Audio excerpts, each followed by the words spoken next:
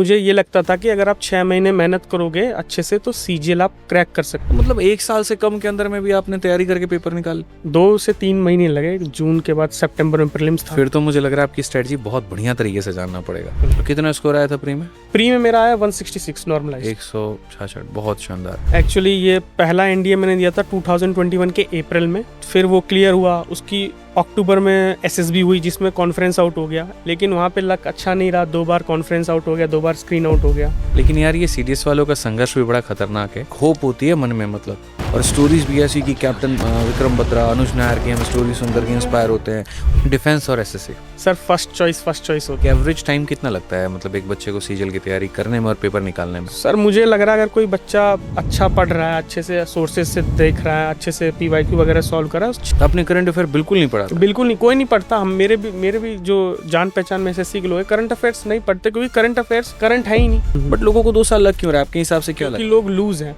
ना, लोग बिरबल की खिचड़ी पका रहे हैं, खिचड़ी ऊपर रख रखी है, आग नीचे जला रहे, बोल रहे 4 साल हो गए पक ही नहीं रहा। जिस रूम में आप स्मार्टेस्ट हो मतलब आप उस गलत रूम में बैठे हो, आपको किसी और रूम में जाके बैठना चाहिए। चलो मैं आपसे कुछ सिलेक्शन के 5 ऐसे टिप्स पूछना चाहता हूँ जो आप बच्चों को हमारे बताएं जिससे वो सिलेक्शन ले पाएंगे। ये स्टैटिक जीके के 5 ऐसे टॉपिक जो आने ही आने, फंसने ही फंसने हैं। अच्छा हाँ, देखो स्टैटिक जीके के जैसे 5 टॉपिक हो गए।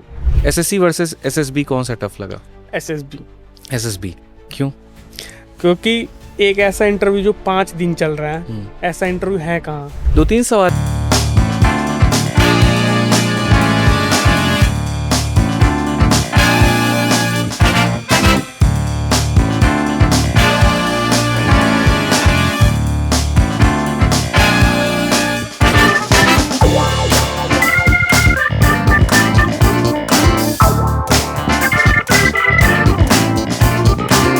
इक्कीस साल की उम्र जहां पर अधिकतर युवा ये सोचता है कि उसको जीवन में आगे करना क्या है, कौन सा करियर ऑप्शन चूज करना चाहिए। हम एसएससी की तरफ जाएं, बैंकिंग की तरफ जाएं, या यूपीएससी की तैयारी करें, या फिर हम अपना खुद का छोटा मोटा बिजनेस व्यापार करें। वहां पर हमारे स्टूडियो में आज एक ऐसे शख्स मौजूद हैं जिन्होंने 21 साल के उम्र में मेरे भाई सीजीएल में सबसे टॉप पोस्ट में से एक पोस्ट प्राप्त की है, वो है सीबीआई सब इंस्पेक्टर। ऐसा नहीं है कि शुरू से ये टॉपर थे, 4 बार ये असफल भी हुए एनडीए में मेरे भाई, उसके बाद ये सीडीएस में स्क्रीन आउट भी हुए, ठीक है, लेकिन उसके बाद मेहनत करते गए और अपने कॉलेज के ये टॉपर थे, फिर तैयारी की और उसके बाद में सीबीआई इन सब इंस्पेक्टर की पोस्ट इन्होंने प्राप्त की। तो आज हमारे साथ में है रोहन, स्वागत है आपका।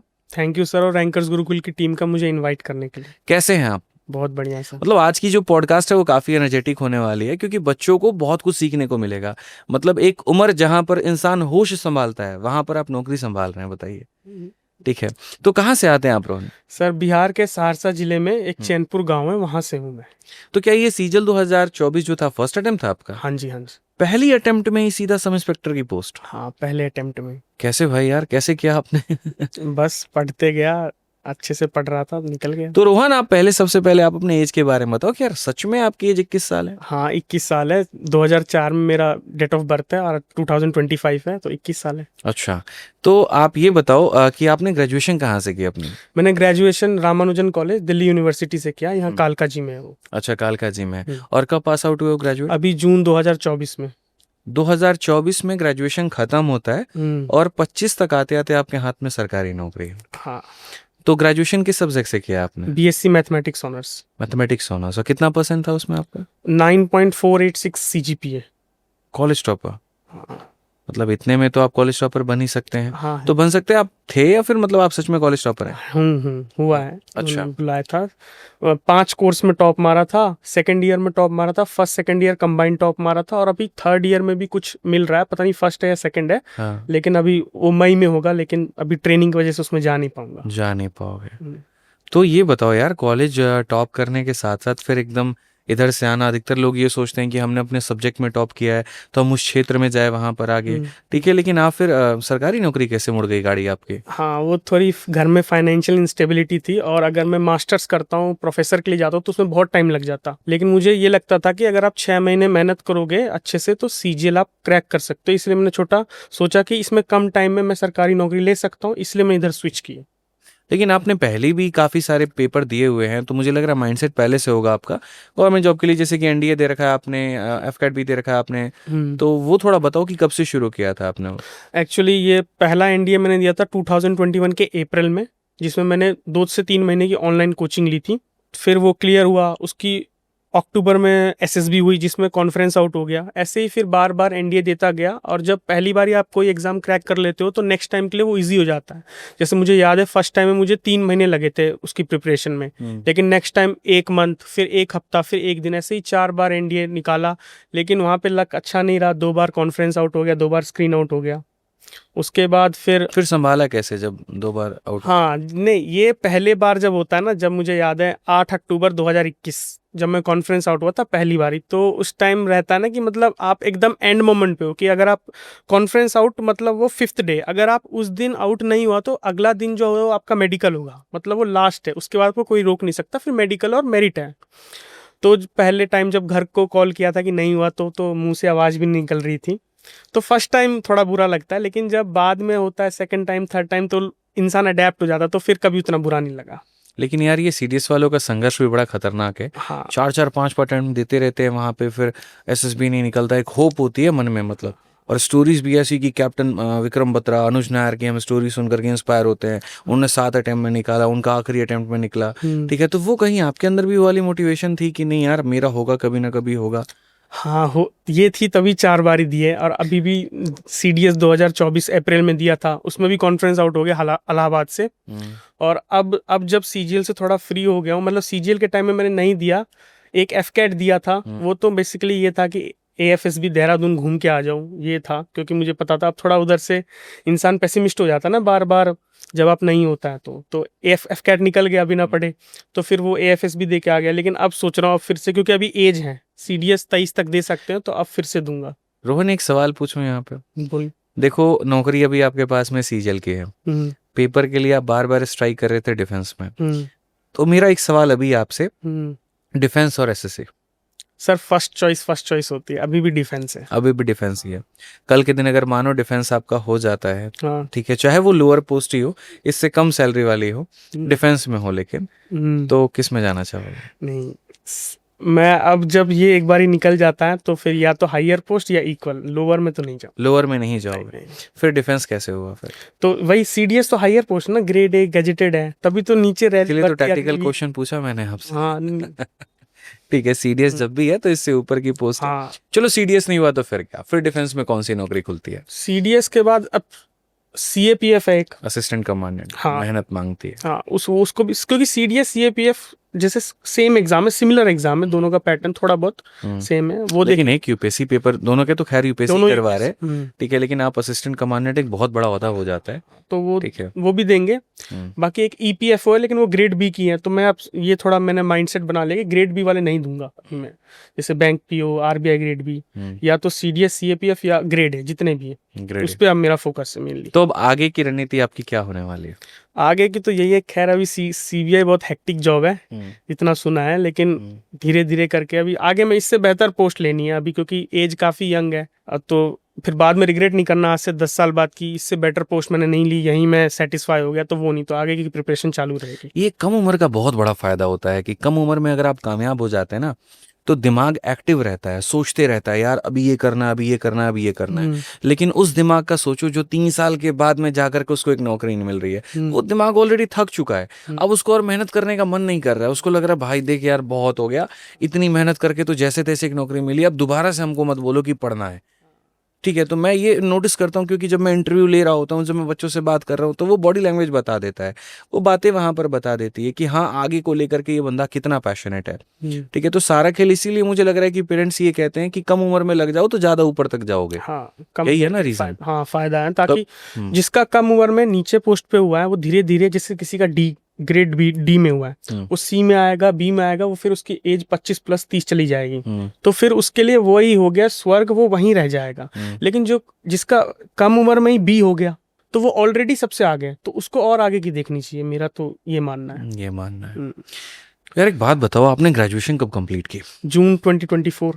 और जब ग्रेजुएशन आप कर रहे थे तो क्या उस समय आप तैयारी कर रहे थे? नहीं, उस समय 6th सेमेस्टर में माइंड में था कि इस एग्जाम की तैयारी करनी, पर कर नहीं रहा था, क्योंकि मेरा ऑलरेडी 5 सेमेस्टर में अच्छा रिजल्ट था, तो मैं रिजल्ट नहीं बिगाड़ना चाहता था अपना। तो मैंने सोचा कि आराम से कर लूंगा, उसके बाद में पहले अपना ये ओवरऑल एवरेज अच्छा कर लेता हूँ, ये बिगड़ ना जाए। तो मतलब 1 साल से कम के अंदर में भी आपने तैयारी करके पेपर निकाल? हाँ, बस 2 से 3 महीने लगे, जून के बाद सितंबर में प्रीलिम्स था। फिर तो मुझे लग रहा है आपकी स्ट्रेटजी बहुत बढ़िया तरीके से जानना पड़ेगा। हाँ, बताओ तैयारी कब से शुरू की थी आपने? 7 जून 2024। 7 जून 2024, क्या बात है। कैसे शुरू किया आपने? मुझे टीचर्स तो पता थे, जब इंसान के माइंड में रहता है कि इस एग्जाम की तैयारी करते तो उसे थोड़े बहुत फेमस टीचर पता थे। मुझे मैथ्स का तो फिक्स था कि आपसे पढ़ना है, कारण, रीजन? फेमस थे और 1-2 वीडियोस मैंने ऑलरेडी देख रखी थी, तो मेरे को ना एकदम सूट करा था, सूटेबल है, सब चीज़ है, बेसिक से पढ़ा रहे, ट्रिक भी बता रहे, पीवाईक्यूज जो मेन है वही करवा रहे, फालतू के क्वेश्चंस नहीं करवा रहे। तो ये मुझे लगा कि ये सूटेबल है और वाइब भी तो मैच हो जाती, कभी कोई फ्रीक्वेंसी, तो वो भी अच्छा था। तो इसलिए मैंने मैथ्स का टीचर डिसाइडेड था। बाकी इंग्लिश, जीके और रीजनिंग, इन सब के थ्रू आउट दी जब मैं प्रिपरेशन कर रहा था मुझे पता लगा। तो फिर वहां से करते गए। तो 7 जून के बाद में सबसे पहला कदम क्या उठाया as a fresher, as a beginner?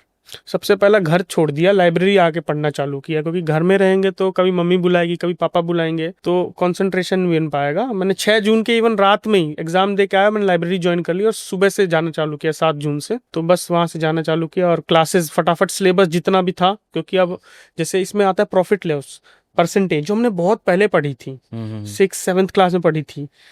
Of course easy है अगर इंसान पढ़े तो, लेकिन बहुत पहले पढ़ी, तो एकदम फटाफट से सिलेबस कंप्लीट करना ये मेरा पहला फोकस था, क्योंकि टाइम कम था। तो सितंबर कहाँ से किया सिलेबस कंप्लीट आपने? मैथ्स का तो मैंने आपसे किया था, आपकी एक सीरीज चलती प्रीलिम से पहले, 51 दिन 51 मैराथन करके, तो वो पूरा देखा, उसमें ऑलमोस्ट सारे चैप्टर्स आपने करवा रखे। किसी छोटे चैप्टर में 1 क्लास है, बड़े चैप्टर में 2 क्लास है, तो सारे पीवाईक्यूज वहां से हो गए। आउट ऑफ द बॉक्स कुछ भी नहीं आ रहा था, सब उसी में था।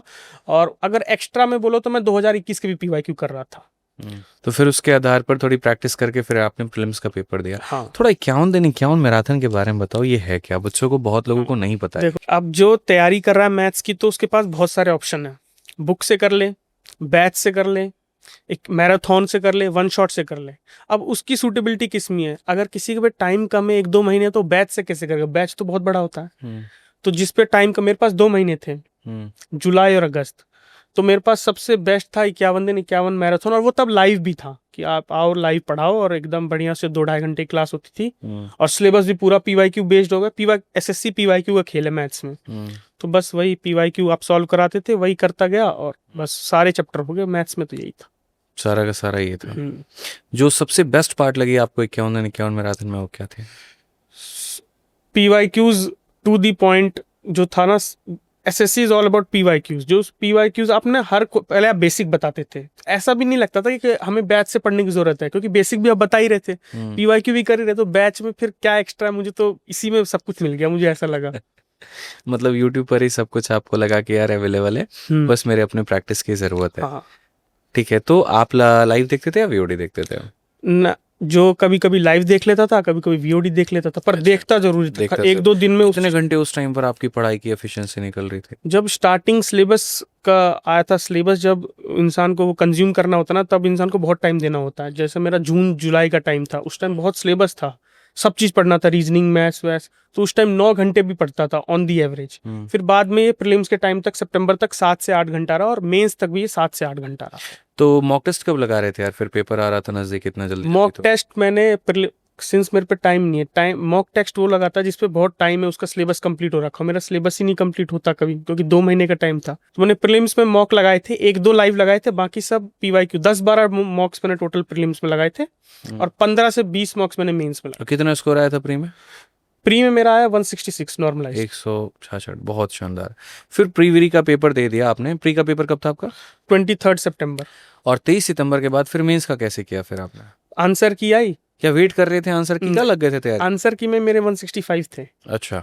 तो मुझे पता था कि चलो वर्स्ट केस सिनेरियो कितना जाएगा कट ऑफ, 153 था, 157 चला जाएगा, 160 चला जाएगा वर्स्ट केस। वैसे तो सब कम बता रहे थे जितने भी थे, 160 जाएगा, मेरे तो 165 है। तो मैंने अपनी प्रिपरेशन स्टार्ट कर दी, क्योंकि मेंस पहले था कि ऐसे सब बता रहे थे दिसंबर में हो जाएगा।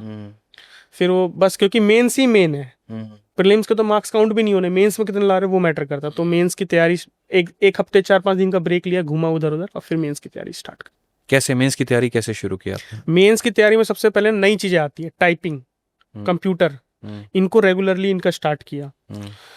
इनके फिक्स अलॉट कर दिए थे आप? फिक्स मैंने अलॉट कर दिए थे, कंप्यूटर टाइपिंग। और कंप्यूटर अब बहुत अच्छा रोल प्ले कर रहा है आजकल, क्योंकि कंप्यूटर अब टफ आने लग गई धीरे धीरे। अभी हमने 2024 में भी देखी, अब बेसिक नहीं आता है, टफ आती है। तो कैसे पढ़े थे, कंप्यूटर की तैयारी कैसे कर रहे थे?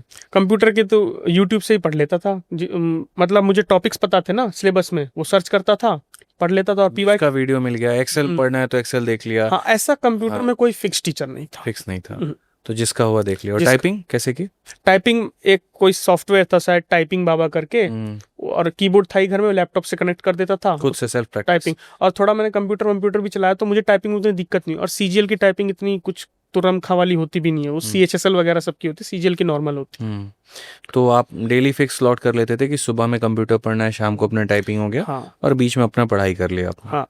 क्या प्रीलिम्स के बाद में अगर कोई मेंस के लिए टाइपिंग शुरू करता है, ठीक है, तो क्या 2 से 3 महीने के गैप में वो टाइपिंग क्लियर कर सकता है? अगर उसने कभी भी टाइपिंग नहीं किया, उसका कंप्यूटर से दूर दूर तक वास्ता नहीं है, तब तो उसे हर दिन ही टाइपिंग करना चाहिए। लेकिन जिस बंदे ने कभी कोई कोडिंग प्रोग्रामिंग कुछ कर रखा हो कंप्यूटर, उसके लिए उतना हार्ड नहीं है, वो 2 से 3 दिन में एक बार ही कर ले, क्योंकि सीजीएल की टाइपिंग उतनी हार्ड नहीं होती। लेकिन जिन्होंने नहीं किया उनको हर दिन करना पड़ेगा। कितने घंटे देने पड़ेंगे लगभग? स्टार्टिंग में टाइम देना पड़ेगा, क्योंकि स्टार्टिंग में हाथ बिठाना जरूरी है। स्टार्टिंग में आप मेरे ख्याल से 1 घंटा दो पर डे, क्योंकि टाइपिंग 15 मिनट की आती है। फिर धीरे धीरे उसको कम कम कर करके जब आपका हाथ बैठ जाओ, फिर बस टाइपिंग मॉक दो। 15 मिनट का 20 मिनट का जो मॉक आता है, हर जगह अवेलेबल है। PYQ टेक्स्ट कॉपी कर लो, ऐप में सॉफ्टवेयर में डाल दो और मॉक दे दो फिर बस। अच्छा, एक बात बताओ मुझे, जो मेंस की तैयारी होती है वो काफ़ी डिफरेंट होती है, तो कैसे किया यार आपने मेंस की तैयारी? मतलब मैथ्स में कैसे किया, स्पेशली अगर हम बात करें तो? हाँ, मैथ्स में सबसे पहले तो ये किया कि जैसे कुछ टॉपिक्स मैंने प्रीलिम्स में नहीं किए थे, जो कि प्रीलिम्स में नहीं आते थे और उनका वेटेज नहीं था। अब जैसे स्टैटिस्टिक्स है, प्रोबेबिलिटी है। हाँ, ये नई चैप्टर आ गए, सबसे पहले इन्हें कंप्लीट किया, जो नई चैप्टर्स कहाँ हैं, से जो उस ऐप से मतलब? यूट्यूब पे डाल रखा है ना वीडियो, अच्छा, वहां से किया था। तो मतलब यूट्यूब पर बैच वाली वीडियो 51 दिन 51 मैराथन? 51 दिन 51 मैराथन प्रीलिम्स के लिए था, उसमें नहीं था प्रोबेबिलिटी। पर यूट्यूब पे कोई है वीडियो आपकी प्रोबेबिलिटी स्टैटिस्टिक्स की ऑलरेडी है, आप सर्च करेंगे आदित्य रंजन प्रोबेबिलिटी तो वीडियो आ जाएगी। वो 1 शॉट है, क्या उतना याद नहीं, पर है वीडियो। हाँ, वरना टेलीग्राम पे ढूंढ लो, मिल जाएगा वहां पे भी। टेलीग्राम से जो पढ़ना चाहे। जो ढूंढना चाहे उसके लिए तो, ढूंढने वाले को तो भगवान भी मिल जाएगा। अच्छा, क्या बात है। तो फिर आपने वहां से अपनी शुरू की? हाँ, जो मुझे यूट्यूब पे लगता था कि यहाँ थोड़ा नहीं अच्छे से 1 घंटा हुआ, मुझे ये टॉपिक 3 घंटा पढ़ना है, ज्यादा क्वेश्चन पढ़, तो बैच में जाओ और बैच की वीडियोस टेलीग्राम। हाँ वो तो है। बहुत बेहतर। तो फिर आपने वहां पर मेंस की तैयारी की। हाँ एक आप बता रहे थे पहले, कुछ टाइम पहले, कि क्लास नोट्स की बहुत भूमिका रही, तो थोड़ा वो बताओ। हाँ, जैसे आप जो क्लास में पढ़ाते हो वो क्लास नोट्स में देते हो, पूरा वो एनोटेशन के साथ आता है। मैं ना क्लास नोट्स हमेशा मैं खुद बनाता था, लेकिन एंड में जब मेंस की बात आई तब मैं देख रहा था मैं अपने क्लास नोट्स रिवाइज नहीं कर रहा था, क्योंकि अब कौन वो पुरानी कॉपी खोले। तो फिर मैं आपके जो क्लास नोट्स है, शायद आपके एक चैनल भी है सिर्फ क्लास नोट्स वाला टेलीग्राम पे, जिसमें आप सिर्फ नोट्स डालते हो। हाँ। और वैसे क्लास नोट मिल भी जाते हैं, तो उसी को रिवाइज कर लेते। उसमें बेसिक देख लेता था, कंसेप्ट क्या है, 2-3 बेसिक क्वेश्चन, 2-3 हार्ड क्वेश्चन, फटाफट से उसमें हो जाता था। ऐसे बस पूरा फटाफट से हो जाता क्लास नोट्स में, क्योंकि अपने नोट्स खोलना, काफी पुराने नोट्स बोरिंग सा टल लगता था, और आपके नोट्स एकदम डिजिटल लैपटॉप में खोल लो और पढ़ लो फटाफट। क्योंकि इतना डिजिटलाइज आप हो चुके हैं वहां पे, तो सोशल मीडिया को भी आप यूज कर रहे थे, मल्टीपल प्लेटफॉर्म्स, तो अपने आप को मेंटेन कैसे रखा आपने यार, कि एक तरफ सोशल मीडिया, दूसरी तरफ तैयारी, ठीक है, कहीं बह ना जाए एक बहाव में? हाँ, सोशल मीडिया यूज करना ना करना वो सबका इंडिविजुअल डिसीजन है, लेकिन अगर कोई यूज कर रहा है तो बस एक ही रिकमेंडेशन है मेरी कि पढ़ते टाइम मत करो, क्योंकि आप कब 5 मिनट के लिए खोलोगे और वो 10 मिनट 15 मिनट आधा घंटा 1 घंटा पता नहीं चलेगा। बाकी जब आप नहीं पढ़ रहे हो, सोते टाइम खाते टाइम आप यूज करो, तब क्या फर्क पड़ता है, तब तो करो यूज, कोई दिक्कत नहीं। कोई दिक्कत नहीं। तो आपके हिसाब से ही बताओ यार, एक एवरेज टाइम कितना लगता है, मतलब एक बच्चे को सीजीएल की तैयारी करने में और पेपर निकालने में? सर मुझे लग रहा है अगर कोई बच्चा अच्छा पढ़ रहा है, अच्छे से सोर्सेज से देख रहा है, अच्छे से PYQ वगैरह सॉल्व कर रहा है, 6 महीने मोर देन इनफ है, क्योंकि सिलेबस कंप्लीट करने की बात है। सिलेबस कोई कितना जल्दी, किसी को 2 साल लग रहे सिलेबस कंप्लीट में, उसके लिए 2 साल है। क्यों लग रहा है लोगों को 2 साल? क्योंकि लोग मतलब मैं 6 महीने भी बहुत आइडियल नहीं मानता, मैं 2 साल भी बहुत नहीं मानता हूँ। एटलीस्ट आप 1 साल लेकर के चलो अपना, बट लोगों को 2 साल लग क्यों रहा है आपके हिसाब से, क्या क्योंकि लोग लूज हैं।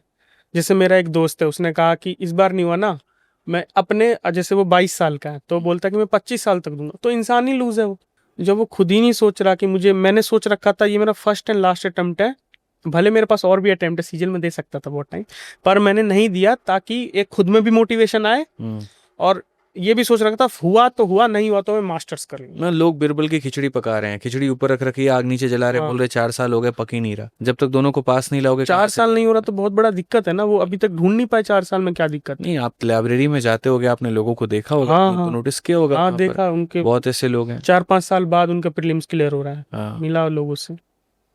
तो फिर वो फैक्टर देखा आपने कि मतलब मोटिवेशन की कमी है उसके। मोटिवेशन की कमी, सीरियसनेस। लोग बोल रहे इस बार नहीं निकलेगा, अगले बार निकल जाएगा, अगले बार के लिए सोच रहे हैं। अरे 25 में तो अभी 25 का एग्जाम दो ना, ये क्यों सोच रहे ये नहीं निकलेगा 26, इसी में सोचो ही करना है। और उसी में पूरी एनर्जी लगा हाँ, दो, पूरी और लोग ताकत थोड़े लगा दो। लूज भी है क्योंकि अटेम्प्ट बहुत ज्यादा दे रखे हैं ना, एज तक देते रहो तो लोग लूज हो रखे हैं, अरे आज नहीं तो कल निकलेगा, इसलिए बंदों का लेट निकलता है। इंसान को जितनी जल्दी निकल जाए, क्योंकि जब ये एक सीढ़ी चढ़ जाओगे तो आगे सीढ़ी भी बहुत है, तो जितनी जल्दी। और उसमें मतलब अगर आप किसी से चर्चा करने बैठ जाओ नए बच्चों से, तो फिर 4 तरह की बातें, इतनी सीट में तो 50% तो रिपीटर ही लेकर के चले जाएंगे, फिर ये लेकर के चले जाएंगे। मतलब अगर जिस दिन इंसान अपने लिए बहाने बनाने शुरू करे तो समझ लो कि उसकी सफलता निश्चित नहीं है, फिर वो टलती जा रही है। आपको तो सिर्फ एक सीट पर फोकस करना है, तो आपको उसके लिए फाइट करना है, फाइट करना, तो बस आप उसके लिए बने रहो, लगे रहो वहां पर। ठीक है, तो ये अपने आप को आप इतना मोटिवेट कैसे रखते हो? मतलब such a great level of motivation आपके पास में, रीजन क्या है?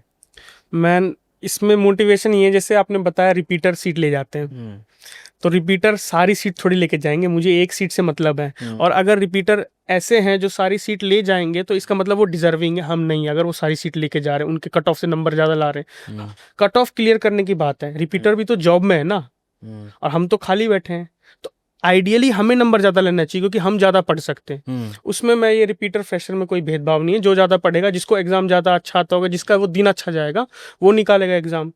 मुझे एक सीट से मतलब है, रिपीटर कितना ले जाएंगे, सारी सीट थोड़ी ले जाते हैं। और इसमें एक और चीज़ है कि जैसे आप पढ़ रहे हो, पढ़ते टाइम ना कोशिश करो आप पूरे दिन अपने आप को ऑक्यूपाई कर लो उस टाइम। कैसे ऑक्यूपाई करें? मतलब पढ़ाई से ऑक्यूपाई कर लो, ये नहीं कि अब कभी खेलने चले जाओ, ये चलने जाओ, मैं इन सब चीज़ों में नहीं मानता। जब आप पढ़ रहे हो तो पढ़ो, थोड़ा सैक्रिफिशियल पढ़ाई में मैं मानता हूँ कि मैं घूमने नहीं जाऊंगा, मैं शादी नहीं अटेंड करूंगा जब तक मेरा प्रीलिम्स नहीं क्लियर होगा, मैं कुंभ नहाने नहीं जाऊंगा अगर मेरा मेंस का आंसर की में अच्छे नंबर नहीं आए। ये रियल एग्जांपल है कि मैं कुंभ नहीं जाता अगर मेरा मेंस नहीं अच्छा जाता, मैं फिर एमएससी के सीयूट पीजी की तैयारी करता ना। तो थोड़ा ये होता है, थोड़ा डिसिप्लिन रहो, और कंसिस्टेंसी बहुत मैटर करता है अपने आप को, क्योंकि वही है, वरना तो लूज पड़ जाओगे तो फिर तो सेकंड अटेम्प्ट, थर्ड अटेम्प्ट। लेकिन ऐसा नहीं लगता, कई लोग कहते हैं यार इतना रिजिड हो गए तो जिंदगी जी नहीं पाएंगे, तो उसके लिए क्या जवाब है आपके पास? उसके लिए फिर हो जाओ लूज, एक साल 2 साल लगेगा, फिर पता लगेगा रिजिड हो जाना जरूरी। मैं यही बोलूंगा कि जितनी जल्दी, मैं मानता हूँ कि जितनी जल्दी हो जाए तो, ताकि आगे का एग्जाम, क्योंकि अब मान लो जिसका 27-28 में सीजीएल हो रहा है, वो तो इंसान अब इसमें सेटिस्फाई हो जाएगा, वो बड़ी नौकरी की कोशिश नहीं करेगा। लेकिन जिसका जल्दी हो जाएगा वो आगे बढ़ सकता है ना, तो आगे बढ़ने की बात है, जितनी जल्दी होगा उतना आप आगे बढ़ सकते हैं। तो ये परिवार से ऐसा आपको मिला हुआ है गाइडेंस, या फिर आप अंदर से ही सारा मोटिवेशन है आगे बढ़ने का? ये तो वो है फ्रेंड सर्कल में, क्योंकि मेरे फ्रेंड सर्कल भी बहुत अच्छे अच्छे पढ़ने वाले लोग हैं, कोई आईआईटी में, कोई यूपीएससी की तैयारी कर रहा है, तो अपने में रहता है ना कि हम क्यों एसएससी, हम एसएससी क्लियर के हम भी इनके बराबर होना चाहते हैं ना। कल को 10 साल बाद नहीं, यार मैं तो कॉलेज में टॉपर था लेकिन ये इंसान मेरे से आज आगे निकला हुआ है, ये फलाने इंस्टीट्यूट में ये मेरे से बड़ा है, तो क्यों, तो इसीलिए फटाफट से ये क्लियर कर रहा हूँ और फिर आगे के एग्जाम। अक्सर में दिक्कत ये है कि हम अपनी तुलना भी अपने आसपास के लोगों से करते हैं, हाँ। और इसीलिए हम उनके बीच में होके रह जाते हैं कि अरे वो भी तैयारी कर रहे हैं, उसके 160 आ रहे हैं, तो हमारे उससे 162 आगे, तो बढ़िया, तो हम तो उससे आगे तो हैं। हाँ। बट भाई तुम, कहते हैं ना हमारे यहाँ कि अंधों में काना राजा बनने की जरूरत नहीं है, तुम थोड़ा बाहर आओ, देखो यहाँ पर कि तुम्हारे एज के लोग यूपीएससी तक निकाल रहे हैं। हाँ। तो दम है तो उनसे कंपैरिजन करके देखो, वहां पर फाइट करो, तब पता चलेगा रियल लेवल क्या है। जिस रूम में आप स्मार्टेस्ट हो, मतलब आप उस गलत रूम में बैठे हो, आपको किसी और रूम में जाके बैठना चाहिए, तब पता चलेगा आपको कि क्या है। इसीलिए ऐसे लोगों के पास आसपास रखो, पढ़ने वाले बंदे हो, जिस फील्ड में तुम्हें जाना है उस फील्ड के बंदे हो, और आपसे इक्वल या बेटर ही हो, ताकि मोटिवेशन मिलता रहे। चलो मैं आपसे कुछ सिलेक्शन के 5 ऐसे टिप्स पूछना चाहता हूँ जो आप बच्चों को हमारे बताएं, जिससे वो सिलेक्शन ले पाएंगे। सबसे पहला टिप, और जो सबसे मेजर टिप है, अभी पिछले 1-2-3 सालों से एसएससी में कट ऑफ बहुत ज़्यादा जा रही, चाहे प्रीलिम्स की बात कर लो, मेंस में तो और जा रही कट ऑफ। तो जब कट ऑफ ज़्यादा जाती है ना, तब उसका एक ही इलाज है कि एक तो ये है कि गलती की गुंजाइश नहीं कर सकते आप पेपर में, दूसरा ये आपका सिलेबस कंप्लीट होना चाहिए। अब जैसे करंट अफेयर्स है जीके में और वोकैबुलरी, इनका सिलेबस आप कंप्लीट नहीं कर सकते, लेकिन बाकी सब्जेक्ट का तो मैथ्स, रीजनिंग, इनका सिलेबस कंप्लीट किया जा सकता है ना। सबसे बड़ा जो है वो है सिलेबस कंप्लीट करना। और सिलेबस कैसे कंप्लीट करना? On the base of PYQ, क्योंकि एसएससी आप पीवाईक्यू पूछती है मोर द लेस, तो पीवाईक्यू के बेस पे कंप्लीट करना, अच्छे टाइम पे मॉक लगाना, क्योंकि टाइमिंग बैठानी जरूरी है, वहाँ पे क्वेश्चन छूट ना जाए। सिलेबस कंप्लीट कर लिया, वहाँ जाके मैथ्स में 25 में से 20 क्वेश्चन करके आ रहे, 5 छोड़ दिए, तो ये सब नहीं है। तो सबसे पहला सिलेबस कंप्लीट करना, उसका बेस पीवाईक्यू होना चाहिए, और फिर मॉक सही टाइम पे लगाना, और मॉक के एनालिसिस करना कि चलो मेरे को ये चैप्टर नहीं आ रहा तो मैं यहाँ से पढ़ लूँ। अगर ये चैप्टर इस टीचर से नहीं समझ में आ रहा तो आप टीचर स्विच कर सकते हो, कोई इसमें रिजिडिटी नहीं है कि आप एक ही टीचर से पढ़ोगे। कुछ कुछ टॉपिक होते हैं जो आपको उस पर्टिकुलर टीचर से समझ में नहीं आएगा तो आप टीचर स्विच कर लो। जैसे आपने कंप्यूटर में किया आपने हाँ, मैं कंप्यूटर में, कि सारे टॉपिक्स अलग अलग टीचर से आपने पढ़े हाँ हुए हैं। कंप्यूटर में मैं स्विच करता था, हम्म, सेम था। मैंने जैसे उसमें भी रीजनिंग में भी बहुत बारी स्विच किया। जैसे मुझे एक वो है ना critical reasoning, statement and assumption, statement and argument, तो ये मैंने 2-3 टीचर से पढ़ा, क्योंकि इसका आंसर सब अलग अलग बताते हैं, लेकिन आंसर वो होता है जो एसएससी देती है। हम्म, तो ये थोड़ा मुझे सबसे कंफ्यूजन लगा, लेकिन मैं टीचर चेंज करके सबका नॉलेज ले लिया, क्योंकि आप में 10 टीचर है, आप जितनों से पढ़ोगे आपको उतना नॉलेज मिलेगा। तो ये तो अब रिजिड नहीं रहना कि मेरे को नहीं समझ में आया, नहीं समझ में आया किसी और से भी पढ़ सकते हैं। मैथ्स में कितने टीचर बदले? मैथ्स में तो फिक्स था, एक ही था। अच्छा ये बताओ यार, जीएस बहुत ही स्कोरिंग सब्जेक्ट है वहाँ पे, और कहा जाता है अक्सर कि ये किंग मेकर है, ठीक है? तो उसकी तैयारी जो है वो कैसी रही है और आपकी, और जीएस में कौन कौन से पार्ट ऐसे हैं जिस पे एसएससी ज्यादा क्वेश्चन पूछ रही है? अब जीएस किंग मेकर इसलिए है क्योंकि बाकी 3 किंग मेकर नहीं है, क्योंकि बाकी 3 इजी आ जाता है, मैथ्स, इंग्लिश, रीजनिंग। अभी हमने मेंस में देखा, सीएचएसएल मेंस में भी देखा, तो जिसने 6 दिन भी पढ़ा हो, जिसने 6 साल भी पढ़ा हो, वो सारे उसमें अच्छे ले आएंगे बाकी 3 में। तो किंग मेकर अपने आप जीएस बन जाता है। अब जीएस में कुछ कभी कभी इरेलेवेंट क्वेश्चंस भी एसएससी पूछती है। तो मेरा तो ये है कि जो चीज आपके कंट्रोलेबल है ना, जो कंट्रोलेबल सिलेबस है, हिस्ट्री, ज्योग्राफी, साइंस, वो कर लो एटलीस्ट, ताकि कुछ ना कुछ तो आप जीएस से निकाल लो। क्योंकि अगर कोई पुराना क्वेश्चन 4 साल पहले लेकिन वो कौन सा है टॉपिक? वो मतलब मैं अगर आप बच्चों को बताना चाहो हम्म, यार देख ये टॉपिक पढ़ करके तो जाना पक्का, मतलब ये मतलब सिंपल सी बात है कि स्टैटिक जीके के 5 ऐसे टॉपिक जो आने ही आने हैं, फंसने ही फंसने हैं। अच्छा हाँ, वो बताओ। देखो स्टैटिक जीके के जैसे 5 टॉपिक हो गए, classical dance, folk dance, musical instrument, sports, ये 4-5 टॉपिक है। लेकिन अब स्टैटिक जीके अभी का भी कंफर्म नहीं, भी प्रीलिम्स में कम वेटेज होगी। 23 में बहुत ज्यादा आई थी, पर प्रीलिम्स में अभी कम वेटेज होगी। आजकल केमिस्ट्री और बायोलॉजी का वेटेज बढ़ रहा है। अच्छा। एसएससी में केमिस्ट्री के डीप क्वेश्चंस आ रहे हैं। तो मैं तो ये कहूंगा सबसे पहले जो कन्वेंशनल जीएस है, history, geography, polity, economics, physics, chemistry, biology, सबसे पहले इन्हें करो अच्छे से, ताकि इनका क्वेश्चन ना छूटे। अगर रीजनेबल क्वेश्चन आ रहा है, फिर आप स्टैटिक जीके करो। करंट अफेयर्स तो आप कोई नहीं करता, करंट अफेयर्स एसएससी में कोई नहीं करता। 4-5 साल पुराने करंट अफेयर्स अभी मैं देख आया हूँ, 2020 और 21 के पूछे, कौन करेगा 2020-21 के क्वेश्चन? आपने करंट अफेयर बिल्कुल नहीं पढ़ा था? बिल्कुल नहीं, कोई नहीं पढ़ता। हम मेरे भी जो जान पहचान में एसएससी के लोग हैं, करंट अफेयर्स नहीं पढ़ते, क्योंकि करंट अफेयर्स करंट है ही नहीं। 24 के मेंस जो स्टैटिक बन चुका है वो। जनवरी में दिया, उसमें 20 का इंडिपेंडेंस डे के दिन क्या बोला था वो पूछ रहे हैं, 21 में क्या बोला था वो पूछ रहे हैं, 21 के थीम पूछ रहे हैं 24 के मेंस में, जो 25 के जनवरी में हुआ है। तो उसका कोई सेंस नहीं है। करंट अफेयर्स तो क्या बैठ जाए जिसका करंट अफेयर्स में, उसके तो बल्ले बल्ले फिर। क्या बात है, बहुत बढ़िया। ठीक है, तो अब मेरे कुछ रैपिड फायर क्वेश्चंस आपसे होने वाले हैं, ठीक है, जिसका आंसर आपको जल्दी ही देना। ऑफ कोर्स कोई कट नहीं होगी वीडियो में, कुछ भी नहीं होगा, ध्यान रखना। ठीक है, ठीक। ठीक है, तो मैं सवाल पूछना शुरू करता हूँ। सबसे पहला मेरा सवाल है, फेवरेट मोटिवेशनल कोट? भी कुछ ऐसा? Silence is the best answer. Silence is the best answer. SSC versus SSB कौन सा टफ लगा? एसएसबी। एसएसबी क्यों? क्योंकि एक ऐसा इंटरव्यू जो 5 दिन चल रहा है, ऐसा इंटरव्यू है कहाँ? यूपीएससी इंटरव्यू 15-20 मिनट, आधा 1 घंटे का होगा। बैंक पीओ 15-20 मिनट का होता है। एसएससी में अब इंटरव्यू नहीं होता।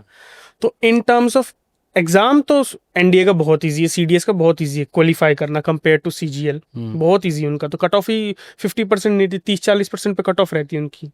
एनडीए में 900 में से 300 होती कट ऑफ बस। सीडीएस में 300 में से 120 होती कट ऑफ, और सीजीएल प्रीलिम्स में 200 में 150 है, मेंस में 330 है। तो एग्जाम वाइज ऑफ कोर्स वो सब बहुत इजी, लेकिन इंटरव्यू तो उनका नेक्स्ट लेवल है जितना भी मैंने दिया है।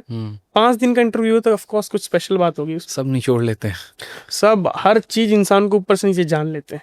अच्छा ठीक है। आदित्य सर का फेवरेट लेक्चर? सारे लेक्चर फेवरेट है, ऐसा कोई पार्शियलिटी नहीं है। पार्शियलिटी? हाँ, जो फ्री में मिल जाए वो फेवरेट है।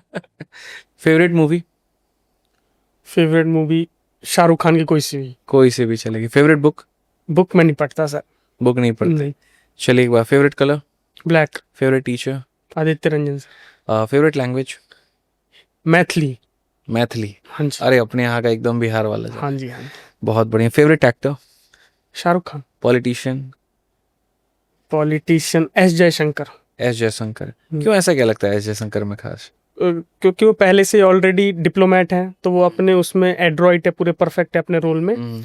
और काफ़ी अच्छे से हमारा प्रमोशन कर रहे हैं इंडिया का आउटसाइड, और बहुत अच्छे से असर्ट करते हैं हमारा इंडियन ओपिनियन। चलिए बहुत बढ़िया। 2-3 सवाल है मेरे, अलग हट करके हैं। सबसे पहला सवाल कि आपने सीबीआई ही क्यों चुना? सीबीआई मैंने तो पोस्ट प्रेफरेंस में पहले एएसओ भरे थे, फिर सीबीआई भरा था, क्योंकि सीबीआई की पोस्टिंग 60-70% दिल्ली में पोस्टिंग हो जाती है, तो मेरा प्रायोरिटी था दिल्ली में पोस्टिंग, इसलिए। ओके, सीबीआई की कोई ऐसी सबसे खास बात जो आपको बहुत अच्छी लगती हो? क्योंकि उस पोस्ट के बारे में काफ़ी रिसर्च किया होगा आपने भरने के पहले, हाँ, तो कोई ऐसा स्पेशल? बस सीबीआई से लोग डरते हैं, थोड़ा रुतबा ये सब बढ़िया थोड़ा अपना उसका क्रेज ऐसी हो उसका क्रिएट। कुछ सवाल है मेरे एसएससी के रिलेटेड है वहाँ पे। जैसे सबसे पहला क्वेश्चन ये हो जाता है कि सराउंडिंग्स जो हमारे आसपास के जो बच्चे हैं वहाँ पे वो काफ़ी नेगेटिव हो जाते हैं कि स्कैम चल रहा है एसएससी में इस चीज़ को लेकर के, ठीक है, या उन्हें ऐसा लगता है कि कुछ सीट जो है वो बिक गई वहाँ पर, ठीक है। तो क्या इससे कैंडिडेट को अपनी तैयारी को अफेक्ट करना चाहिए? तैयारी को तो बिल्कुल भी नहीं अफेक्ट करना चाहिए, क्योंकि स्कैम से भले नौकरी मिले ना मिले, तैयारी से नौकरी जरूर मिल जाएगी। तैयारी को नहीं अफेक्ट करना चाहिए, भले हाँ आवाज़ उठानी चाहिए ताकि रिफॉर्म्स आए सिस्टम में, जो बच्चे भी कर भी रहे, लेकिन उन्हें अपने आगे की तैयारी जरूर रखनी चाहिए। टाइम नहीं वेस्ट करना चाहिए, जैसे मैं मानता हूँ जितना जल्दी नौकरी मिले उतना बढ़िया, टाइम मत वेस्ट करो। और ये यूट्यूब पर इतना आए दिन कुछ ना कुछ चल रहा होता है, कोई किसी ने कुछ ना बोल रहा होता है, तो इस पर कितना फोकस करना तो चाहिए? एंटरटेनमेंट है सर। हाँ, जो ये कंट्रोवर्सीज होती है टीचर्स की, हाँ, ये बस एग्जाम टाइम पर ना हो, हाँ। बाकी तो हो ही जाता है, कॉम्पिटिटिव फील्ड है, सब एक दूसरे को नहीं, समझ। लेकिन आप उसको किस नज़रिए से देखते हैं और आपका सलाह बच्चों के लिए क्या रहेगा? मैं तो ऐसा उसमें, अब जैसे वीडियो देख ली 2-3 मिनट की, जो भी किसी ने किसी कुछ कह दिया बस खत्म, अब ये उसमें नहीं, इसमें कमेंट कर दिया, दोस्तों को भेज रहा हूँ कि ये देखो इस सर ने क्या करना है, अपना देख ले वीडियो, ठीक है, चलो अपना सिलेबस कंप्लीट करो जाकर। उसको दिमाग पे हावी नहीं होने देना। हाँ, नहीं होने देना, क्योंकि आप किस किस को कंट्रोल करेंगे, किस किस को आप बोलेंगे कि रुक जाओ वहाँ पे। क्योंकि वो टीचर का बिजनेस है, वो हैंडल कर लेंगे, हमारा बिजनेस है एग्जाम क्लियर करने का, कमेंट में लड़ने का नहीं है हमारा बिजनेस। नहीं है, हाँ, ठीक है, वो एक वाइज जो आपका डिसीजन है।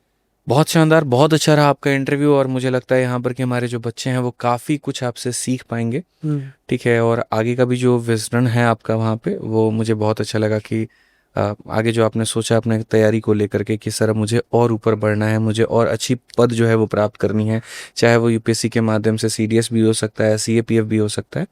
तो मेरी पूरी शुभकामनाएं आपके लिए हैं, ठीक है। एक ऐसा संदेश जो आप हमारे बच्चों को देना चाहें तैयारी से संबंधित, तो आप बताएं, ताकि वो आपको मार्गदर्शक के रूप में फॉलो करें, वो आपसे सीख पाएं और अपने तैयारी को बेहतर कर पाएं। सबसे बड़ा संदेश तो ये हुआ, डिस्ट्रैक्शन बहुत है इधर, किसी भी फील्ड में डिस्ट्रैक्शन बहुत है, बस टाइम मत वेस्ट करो, ये सोचो कि आपका टाइम निकल रहा है, क्योंकि जो समय को बर्बाद करता है समय उसको बर्बाद कर देता है। तो ये सोचो टाइम बहुत क्रूशियल है, आपका टाइम निकल रहा है, टाइम से बड़ा इंपॉर्टेंट कोई चीज़ नहीं, ये टाइम वापस नहीं आएगा, जो आज ये दिन गया मेरा या आपका किसी का भी, ये कल फिर वापस नहीं आएगा, ये चला गया चला गया। ये बहुत इंपॉर्टेंट है, टाइम का ध्यान रखो और स्ट्रिक्ट हो जाओ, ये नहीं कि भाई इस बार ही नहीं हुआ अगले अटेम्प्ट में हो जाएगा, इसी फर्स्ट एंड लास्ट करके सोचो इसको। ये बहुत बढ़िया, consistency is the key to success, ठीक है। तो बहुत शानदार रहा दोस्तों ये पॉडकास्ट, और मुझे तो बहुत मजा आया। मैं दिल से बताऊं यहाँ पर कि कम शब्दों के अंदर में सारी बातें कहना, जो टू द पॉइंट वाली मेरी भी बात होती है कि भाई ये पढ़ना है तो पढ़ना है, ये करना है तो करना है, वही बात इन्होंने बताई। बस मैं आपसे इतना कहूँगा यहाँ पर कि वक्त रहते होश संभाल लीजिए, नहीं तो जब वक्त आपको होश संभालने पर लेकर के आएगा तो कष्ट बहुत होगा। कुछ चीज़ें ऐसी हैं जो टूटती तो हैं लेकिन आवाज़ नहीं होती, लेकिन दर्द बहुत होता है। जैसे कि आपके सपने हैं, ठीक है, टूटता भी है, आवाज़ भी नहीं होता, दर्द भी बहुत होता है, तो उसको टूटने मत दीजिए, बिखरने मत दीजिए, वहाँ पर अपने आप को मेंटेन करके चलिए और बहुत अच्छे तरीके से तैयारी करिए आप, ठीक है। उम्मीद करता हूँ कि आप जल्दी जो है कामयाब हो जाएंगे, और आपकी सफलता की उम्मीद मेरी है, ठीक है, शुभकामनाएं पूरी है मेरी, ठीक है। मिलते हैं अगली वीडियो में, एक अगले पॉडकास्ट में, एक नए ऊर्जा के साथ में, नई एनर्जी के साथ में। आज के लिए इतना ही। वीडियो पसंद आए तो शेयर करिए, लाइक करिए हर जगह पर, ठीक है। आज के लिए इतना ही, जय हिंद।